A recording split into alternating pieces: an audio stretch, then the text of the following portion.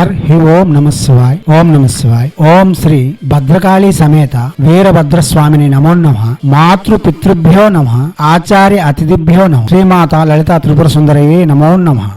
శివశక్తి స్వరూపులారా, మనం భైరవ మంత్రములు చాలా వరకు చెప్పుకుంటూ వస్తున్నాం. దానిలో భాగంగా ఇప్పుడు విజయ భైరవ మంత్రమును చెప్పుకుందాం. ఈ మంత్రము శత్రువుని ఉచ్చాటన చేస్తుంది, శత్రువుని సమసిపోయేలా చేస్తుంది, నిర్మూలన చేస్తుంది, శత్రువుని భస్మీపట్టడం కూడా చేస్తుంది. శత్రు నిర్భేద్యమైన మహాభైరవ మంత్రములలో విజయ భైరవ మంత్రము చాలా విశేషమైన ఫలితములు ఇవ్వగలదు. ఈ మంత్రము గురువు వద్ద నుండి తీసుకొని జపం చేయడం విశేషమైన ఫలితములు ఇవ్వగలదు. గాని శత్రువు యొక్క బాధను భరించలేని వారు, శత్రువుల నుండి అతి శీఘ్రంగా బయటపడాలనుకునే వాళ్ళు శివారాధన చేస్తూ, శివాలయ దర్శనములు చేస్తూ, చండీ ప్రదక్షిణలను చేస్తూ, నిత్యము శివారాధన ఇంట్లో చేసిన తర్వాత, అనగా ముందు కులదేవతారాధన, ఇష్టదేవతారాధన పూర్తి చేసుకున్న తర్వాత శివునికి అయినంత వరకు అభిషేకం చేసి శివుని యొక్క అష్టోత్తర శతనామావళి లేక ఓం నమః శివాయ పంచాక్షరి మంత్రమును కనీసం 108 సార్లైనా సరే జపించి ఈ మంత్రమును ప్రత్యక్షంగానే జపం చేసుకోవచ్చు. తొలి సంధ్య మరు సంధ్య శివారాధన చేస్తూ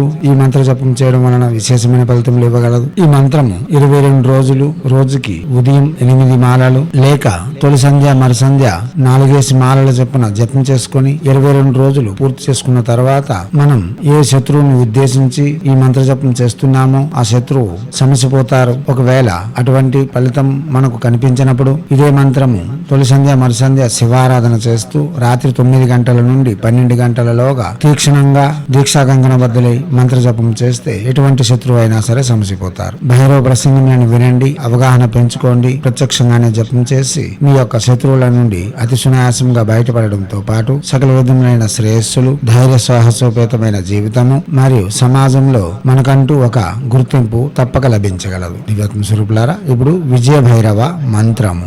వీరం హుం ఓం నమో భగవతే విజయ భైరవాయ సర్వశత్రూనాం వినాశాయ విద్యుతాధారాయ నర రుధిర మాంస భక్షణాయ దేవదత్త ముచ్చాటయోచ్చాటయ తాడయ తాడయ సంహార సంహార భస్మే కురు స్వాహ. మంత్రం మరోసారి. వీరం హుం ఓం నమో భగవతే విజయ భైరవాయ సర్వశత్రూనాం వినాశాయ విద్యుతాధారాయ నర రుధిర మాంస భక్షణాయ దేవదత్త ముచ్చాటయోచ్చాటయ తాడయ తాడయ సంహార సంహార భస్మే కురు స్వాహ. మంత్రం మరోసారి. వీరం హుం ఓం నమో భగవతే విజయ భైరవాయ సర్వశత్రూనాం వినాశాయ విద్యుతాధారాయ నర రుధిర మాంస భక్షణాయ దేవదత్త ముచ్చాటయోచ్చాటయ తాడయ తాడయ సంహార సంహార భస్మే కురు స్వాహ.